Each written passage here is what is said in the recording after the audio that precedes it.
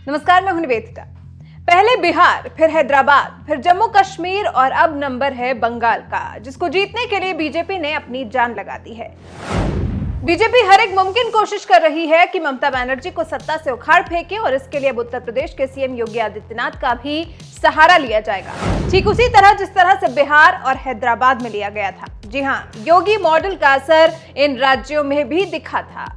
इसलिए शायद बीजेपी को उम्मीद है कि योगी बंगाल में भी कमाल दिखा सकते हैं।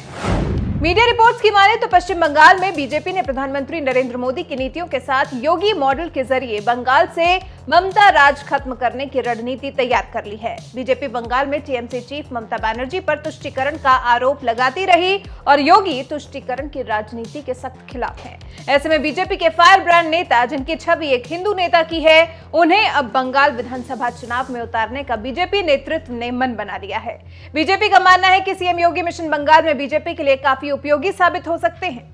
वहीं अब बता देते हैं कि आखिर क्यों बीजेपी नेतृत्व को योगी से इतनी उम्मीदें हैं। तो बात दरअसल कुछ ऐसी है कि अभी तक के रिकॉर्ड में जहां हिंदू छवि की बात आती है, वहां योगी का होना हमेशा ही बीजेपी के लिए फलदायी साबित हुआ है।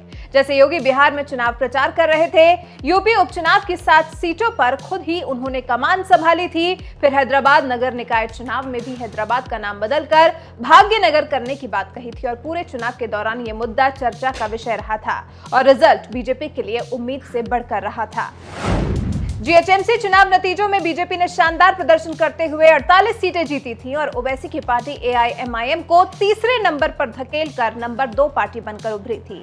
बिहार की बात विस्तार से करें तो योगी ने बिहार में 3 चरणों के चुनाव के लिए पूरी 19 सभाएं की थी, जिनमें सीएम योगी ने घुसपैठियों को बाहर खदेड़ने और धार्मिक फतवों के खिलाफ करारा प्रहार किया था।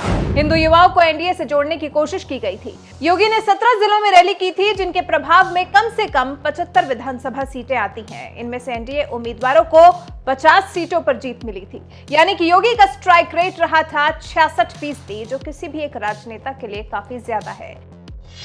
इसलिए अब योगी आएंगे बंगाल और पहले से ही बंगाल में तेजी से अच्छी होती बीजेपी के परफॉर्मेंस को इससे और ज्यादा बल मिलेगा।